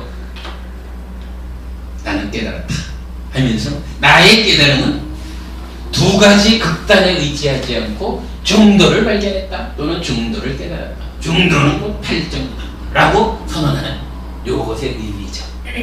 중도의 의미를 오늘 우리 공부한 것으로 하겠습니다. 중요하죠. 여러분 중도 우리 다르게 이해하자고요. 바깥에서 일반적으로 쓰이는 중도의 개념하고는 다르대요. 바깥에서 일반적으로 쓰이는 개념은 너도 대학 할 때 그 중용에서 와갖고 그걸로 중도를 풀이하니까 부처님의 중도하고는 완전히 다른 방향의 얘기하죠. 중도. 그리고 그게 사실은 어떤 박훈천, 이춘옥이라는 두 분이 요 중에 대해서 쓴 논문이 있는데, 저도 사실은 중을 이렇게 이해할 수 있는 게 그 두 분의 논문, 원시불교에서의 중에 대한 오해라는 논문, 우리 카페에 논문 부분에 가면 연결돼 있어요.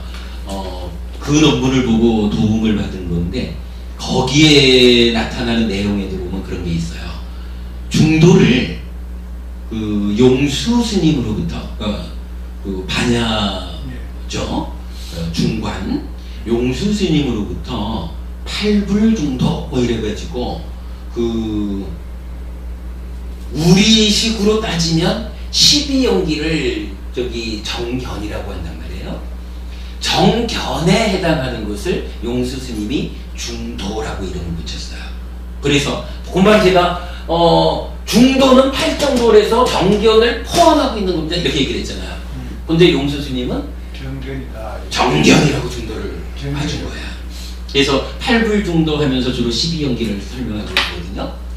그런 면에서부터 사실은 거기서부터 지금 법원이 말씀하시는 우리가 밖에서 말하는 중도의 의미가 자리 잡혀 있죠. 중용을 따갖고 와서 바깥에서는 이것도 아니고 저것도 아니면 그건 중간이 중도다. 그래요. 대학의 중용, 그렇게 해서 중도라는 얘기예요. 그건 이제 더 공감같이. 부처님 말씀하고는 완전히 방향이 다른 거예요. 그럼요. 그러니까 대학의 중도하고 부처님의 중도가 다르고, 노자의 무위하고 불교의 그 아쌍카타, 요거 번역을 무위라고 했죠. 완전히 다른 이야기인데 한자로 같은 말을 쓰다 보니까 중용이나 중도나 가운데 중을 같이 쓰고, 무위나 아쌍카타나 무위라고 번역된 말을 같이 쓰다 보니까 불교가 막 쫓아가는 거야. 중국으로 오면서 어차피 중국 사람들이 불교를 우리가 하는 불교가 중국 사람들이 그 발전시켜 놓은 불교잖아요. 이 발전인지 변형인지 우리가 돌아봐야 되죠. 부처님의 원 뜻이 정말로 유교적이고 도교적으로 이렇게 좀 변형된 부분을 찾을 수가 있는 거죠. 우리가 이건 니카야를 그래도 필요한 부분은 그래도 빨리어를 들이대 가면서 니카야를 공부할 때 바로 그런 부분의 오류에서 벗어나게 되는 거죠. 그리고 또 그 외에도 좀 전에 말씀드렸지만 용수 스님께서 12연기를 정견으로 제시하지 않고 중도로 제시했다라고 하는 부분도 사실은 상당한 그 오류의 역사를 만들어내는 것, 이렇게 말할 수가 있고요. 선생님, 네. 그 중도라고 할 때 이 발리어로 네. 가운데라는 뜻입니까? 예. 가운데 길이라는 표현이 발리어로 그 가운데 길이라는 표현이 되어 있습니까? 예. 저기 마찌마 빠티빠다하거든요. 그러니까 마찌마가 가운데 중자라. 예. 마찌나로 되든가 마찌마로 되든가. 네, 중간 길이에 대한 지금 마지막하고 예.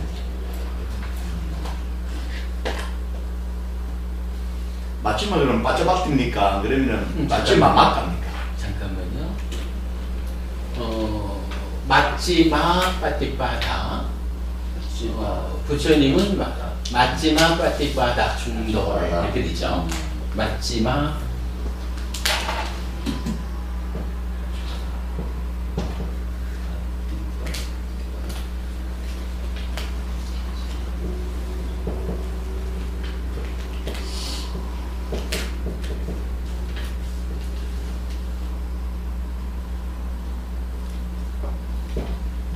예, 맞지마 빠띠빠다인데 요 맞지마가 가운데 중이거든요. 요 빠띠빠다는 사실은 요거는 길도자하고는 달라요. 네. 우리가 이제 팔 정도 이렇게 말할 때는 그 막가라고 해가지고 길도자를 쓰거든요. 그리고 요 빠띠빠다는 강목스님, 대림스님 쪽에서는 요거 도닥금이라고 번역을 하셨는데 제 생각에는 참 좋은 번역이지 싶어요. 길하고 도닥금, 이건 그 제시된 길을 실천해 나가는 거잖아요. 그 과정. 그러니까 이거는 구분되어서 말해야 되는데, 이걸 이제 중국 쪽에서 번역할 때는 팔 정도의 막가하고 중도의 빠띠빠다를 같이 길도자 하나로 번역을 해버린 거예요. 근데 이건 분명히 구분돼야 될 내용입니다.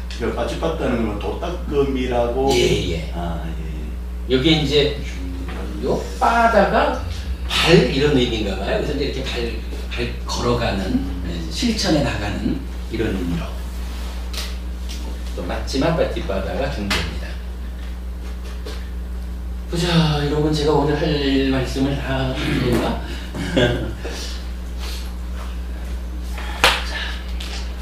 사실은 굉장히 오늘 주제가 이렇게 전혀 다른 네, 오늘 중도는 완전히 새로운 만나면 그렇죠. 부처님이 말씀하시는 저도 열번 해놓고 5가 중도인 줄 알았는데 극단에 치우쳐서 그러니까 이 뭐라 합니까?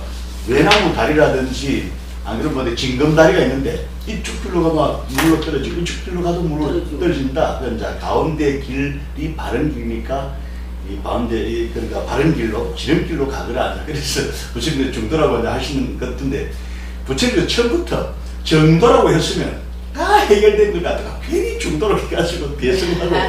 아니 근데 그거는 우리가 예. 부처님 생각에 대한 오해일 수 있는 거고. 예. 그래서 우리가 좀 전에 본 게 약간 그거잖아요. 탐진치라고 하는 가운데 거. 예. 가운데 나와 대상 사이에 끼어 있는 요 가운데 거를 도닦아서 제거해야 되는 요 의미를 부처님은 말하고 있는 거죠. 근데 그러면 그런 경전이가 확실히 나타나는 게 있습니까? 탐진치가 가운데 것인가 그 가운데 것을 버리는 것이 중도다. 그렇게 와 명확하게 설명되어 있는 없습니다. 없지. 예. 그건 아니. 근데 그거는 부처님이 가운데 거를 탐진치를 제거하는 게 중도다라고 말하면서 중도를 가운데 거라고 하는 맞지마를 써주셨잖아요. 예. 그럼 이 자체가 가운데 있는 탐진치를 도닦아서 없애는 거 이게 중도구나라고 우리가 알아야 되는 거지. 예. 부처님이 유치원생 가르치듯이 그렇다라고 설명해 주기를 우리가 찾으면 안 되죠. 예. 우리는 현재를 선해진 데에서 그 원래의 의미를 밝혀내는 이게 우리가 공부하는 거죠. 예.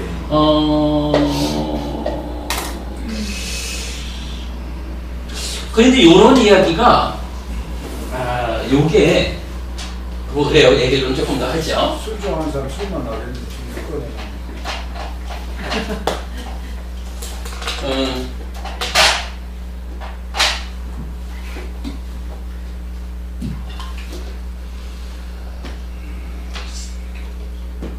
꽃띠가경이라는 경에서 보면 이런 표현이 나타나요. 소 두 마리가 있어요. 소 두 마리가 있는데 소 아니고 개미인데. 요 소 두 마리를 소 두 마리를 농사를 지으려면 뭐 멍에 뭐 이래가지고 이제 북잖아 연결시키잖아요. 그러면 이 소 두 마리가 서로 붙어 있는 건가? 경전을 정확하게 제가 읽어드릴게요. 아, 우리 교재 몇 페이지에 있죠? 몇 페이지인지 모르겠지만 예전에 선생님 한번 그 가르쳐 주신 아, 예, 제가 이거 저 자주 말하는 건데, 네. 중요한 내용이니까 아예 좀 정확하게 읽어드리려고 하는 거죠. 꽃티타경.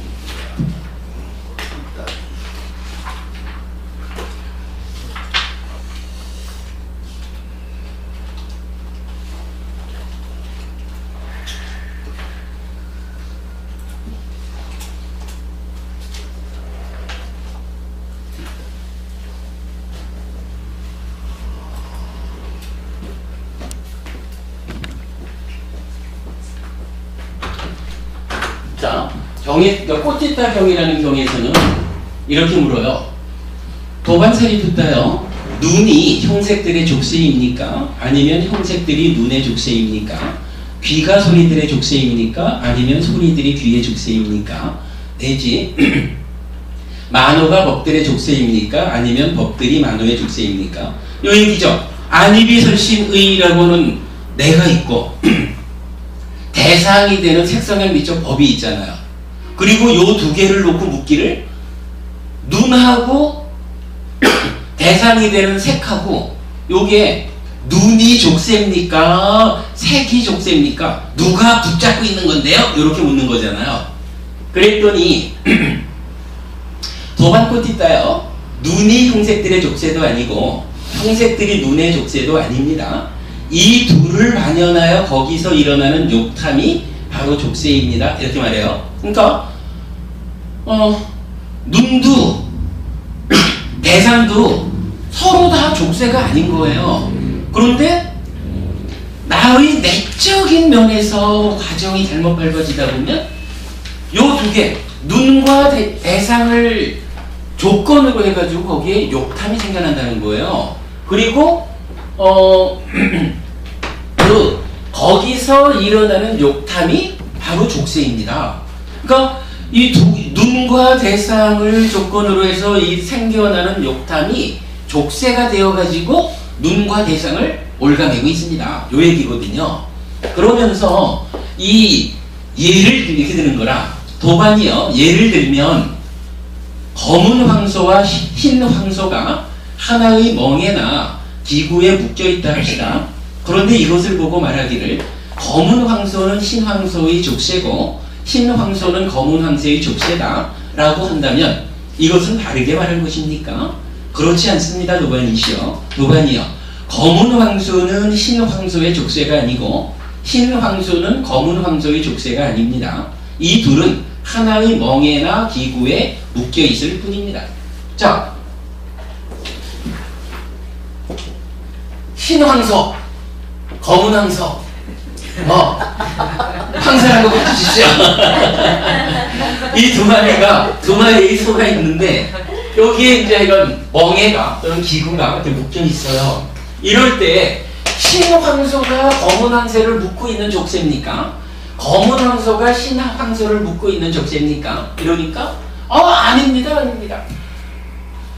요 멍에가 둘을 묶고 있는 족쇄입니다. 이렇게 말하죠. 그러면서 눈과 색, 안과 색, 안이비설신의 색성향 미적 법, 내입처 외입처를 놓고 이 각각에 대해서 눈이 색의 족쇄입니까? 색이 눈의 족쇄입니까? 아닙니다. 요거 두 개를 묶고 있는 족쇄가 있는데 그거는 뭐냐 하면 눈과 그러니까 안과 색을 조건으로 생겨나는 요 사이에 욕탐이 있습니다.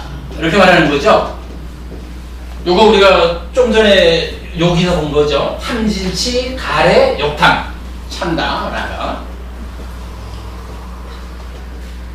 요 참다라가 욕탐이 생겨나가지고 가운데 딱 끼어가지고는 두 개를 붙잡아 묶고 있습니다. 요 얘기를 하는 거죠. 여기에서 우리가 주목해야 되는 것은요. 이제 하여간 현실적으로 검은 황소와 흰 황소가 묶여 있어요. 묶여 있다는 것은 일단 좀 힘들 거예요. 농사를 하기 위해서 붙잡아 맸다면 어쨌거나 농사를 짓느라고 그 가래를 끌어야 될 거고 아니면 쉬는 시간이라 해도 둘이 이렇게 묶여 있으면 힘이 들죠. 그런데 만약에 여기서 멍에를 딱 풀어줬다. 멍에를 풀어주면 검은소, 흰소가 둘 다 묶여있던 게 풀어졌으니까 해가지고 영영 안 보게 된다거나 죽어버린다거나 일어나요? 그러지 않잖아요. 딱 풀어지는 순간 초원에서 흰소가 여기 있다면 검은소는 여기 있을 수도 있고, 많이 내키면 와가지고 둘이 서로 얼굴을 비비며 사랑할 수도 있고 자유로워지는 거죠. 이거 멍에를 풀어낸다라고 하는 것은 둘을 이별시키는 게 아니라 둘한테 자유를 주는 거거든요. 그죠 여러분? 자유를 주는 거라. 이 욕탐이라고 하는 게 묻고 있는 요거, 욕탐 맞지마, 그러니까 중이죠. 이 가운데 낀 것을 제거해버리면 이것으로 인해 가지고 파탄이 일어나는 게 아니라 이 묶여있는 두 가지가 자유로워지는 거라. 자유. 이 자유를 우리가 즐겨 쓰는 말로 뭐라고 하나요? 해탈. 그죠? 먼저 보면 요거 해탈이죠? 이게 해탈이지 뭐. 그죠? 다른 부분이 요렇게 지금 가운데 중이라고 하는 것이 요렇게 연결이 되는 거죠. 그러면 다른 부분님 말씀하셨던 경전에서 혹시 중도가 그런 거다라고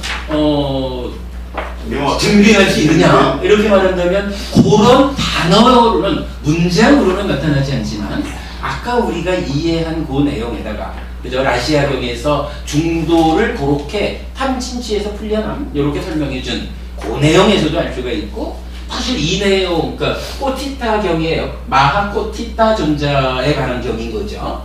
그래서 꼬티타경에서 소 두 마리를 묶고 있는 멍에라고 하는 비유로서 가운데 낀 것으로의 욕탐, 요것의 제거 관계를 결국 가운데 것을 제거함으로써 자유로워진다.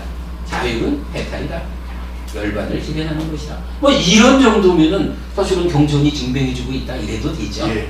요거 우리가 그 중도를 가운데 것을 제거하는 것으로 이해하는 것은 이제 타당하죠. 예. 뭐 우리가 어디든 내놔도 뭐 경전적으로 확고하다 이렇게 말해도 좋을 것 같아요. 예. 뭐 이런 꼬티타경은 뭐 이런 비유를 말하면서 제가 즐겨 쓰는 마지막 표현 하나가 더 나타났죠. 기왕에 이경을 봤으니까 이경의 마지막에 가서는 도만이요 이러한 방법을 통해서 다음을 알 수 있습니다. 세존께는 부처님께는 눈이 있습니다. 부처님께는 눈이 있습니다. 그 눈으로 형색을 봅니다. 그러나 세존께는 욕탄이 없습니다. 부처님이 눈이 없고 색이 없어서 보지 않는 게 아니라 눈이 있고 색이 있어가지고 보는데 가운데 끼는 욕탄이 없는 거예요. 중도를 성취했으니까 가운데 낀 놈 이제 제거한 거잖아. 그러니까 욕탐이 없는 거야. 그러니까 뭐라고 나와요? 그러나 세존께는 욕탐이 없습니다. 세존은 마음이 찢다가 잘 해탈하신 분입니다 라고 나오잖아요. 뭐 이 말하면 뭐 더 말할 게 없죠. 그죠? 그리고 이 내용이 안위비 설신의 6가지로 그대로 반복이 되죠. 그래서 마지막은 세존께는 만호가 있습니다. 세존께서는 그 만호로 법을 지각하십니다. 그러나 세존께는 욕탄이 없습니다. 세존은 찢다가 잘 해탈하신 분입니다. 이렇게 되죠? 네. 이 정도면. 열의 11호 만들었어.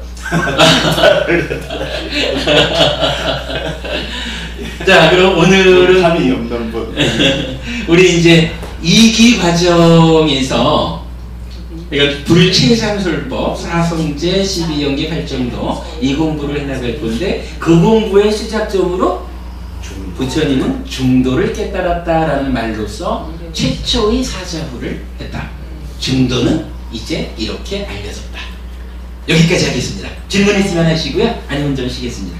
네. 질문 있습니다. 예. 제가 도중에 설명한 것 같은데 네. 제가 모르는 중도를 통하여 깨달음을 얻는 것입니까? 중도가 깨달음입니다. 요거는 우리가 이제 뒤에 한번 더 보자 그랬는데 깨달음을 2단계로 우리가 이해할 수 있어요. 그래서 중도 자체가 첫 번째 단계의 깨달음이라고 보아야 될 거예요. 8정도가. 그리고 이 첫 번째 단계의 깨달음이 이제 두 번째 단계 완성된 깨달음으로 안내하는 도구 역할을 해주는 거죠.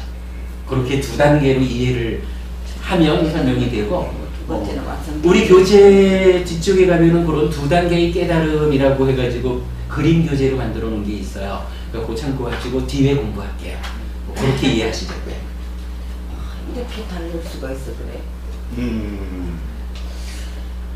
그리고 전법을 모르면 그래요. 중도가 뭐 성질 선생님 항상 하신 말씀처럼 뭐 그런 건가 싶어라. 맞을까요? 네. 예, 감사합니다. 그렇지 않습니다.